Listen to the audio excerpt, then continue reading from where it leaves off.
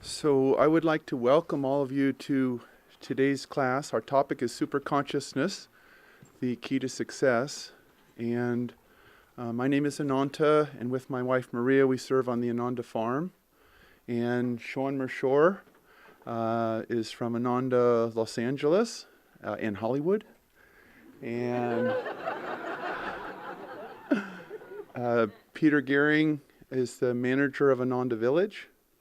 Daiva is with his wife Gangamata, the director of Ananda Portland, and Asha with her husband David is the director of Ananda Palo Alto.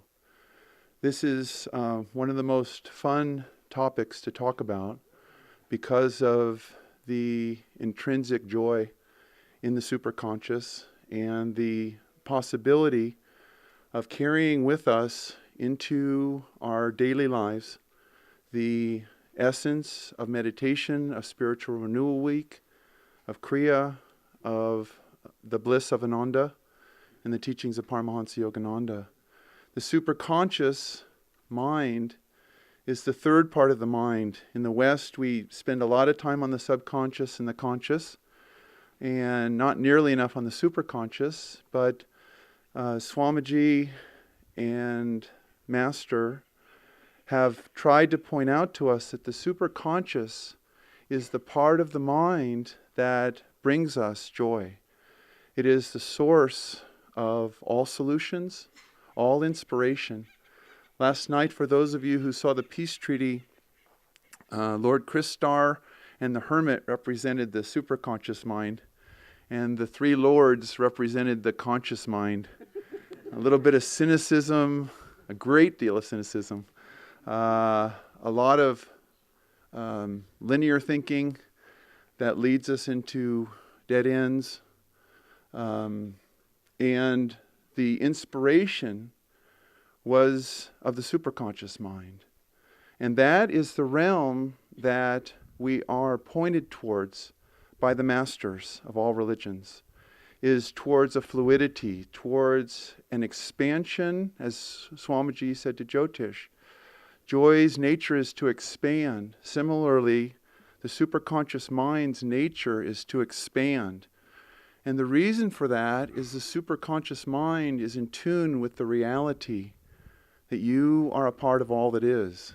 It is the larger picture. It's the big, big, big picture.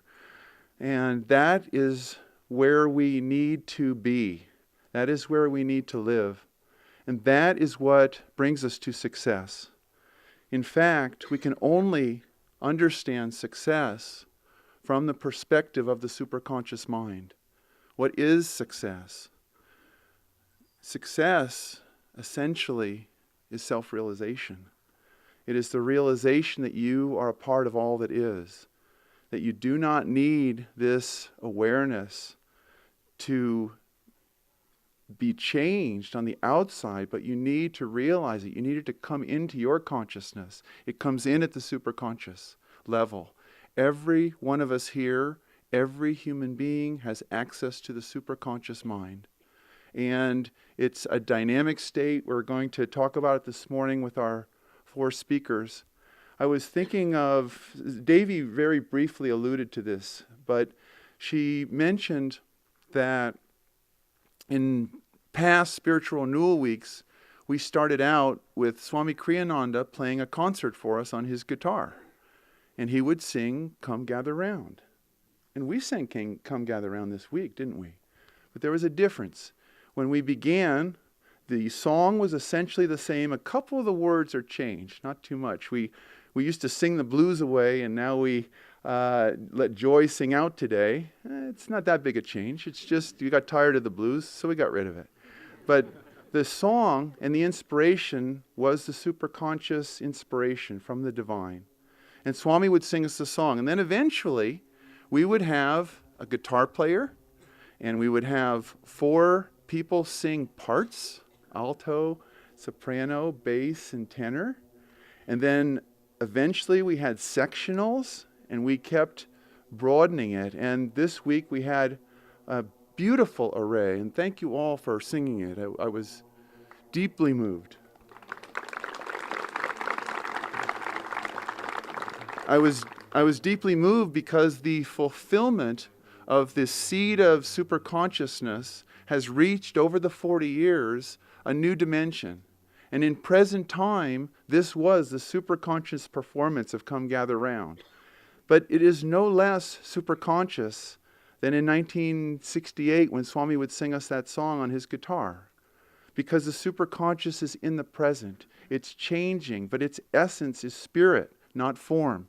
So next year maybe we'll have twice as many singers. Or maybe we'll go back to 4. It doesn't matter. The inspiration is the superconscious, not the manifestation. And as we talk this morning, you'll see that superconsciousness is the way that this community and this movement has been built. It is not possible to look at 1968 and Swami Kriyananda and Jyotish and Seva and Jaya and Sad and a couple others, David Hogendijk and Satya and a couple others, I won't go on, and say, you could found this community that in 40 years would be around the world with thousands of Kriya bonds and beautiful music and the peace treaty and all these things. It wouldn't be possible to the conscious mind to plan that out. Because, remember the Lord's, there's not enough money. This is too much trouble. We're going to lose our wealth. We're going to lose our borders. Our products are going to be too cheap. Problems, problems, problems. That's the conscious mind. Get rid of it. Or at least make it subservient to the superconscious.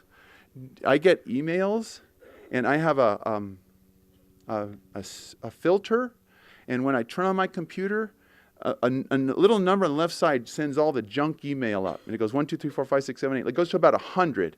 And then I get like 2 emails that are worth it. That's the conscious mind. And the superconscious mind is the 2 good ones. Delete. Superconscious living is living in that flow. Finding the solution. Why? Because the solution is within you. You're part of the solution. The problem is separate, and that's what we've been talking about all week. The conscious mind, the problems, it's separate. Take Ananda, India right now. Is it possible that Dharmadas and Nirmala and a handful of people can build Ananda, India? No, not possible. Will it happen? If it's the divine will. If it's the superconscious will, yes, it will happen. Why? Because the superconsciousness is the key to success in everything. And if it's not meant to happen in the divine will, then we don't want it to happen anyway. We want the divine will to flow through us. The superconsciousness is a manifestation of divine consciousness, of cosmic consciousness. Enjoyable beyond imagination of expectancy. That's the superconscious mind. That's where we're going. Let's hear what they have to say about it.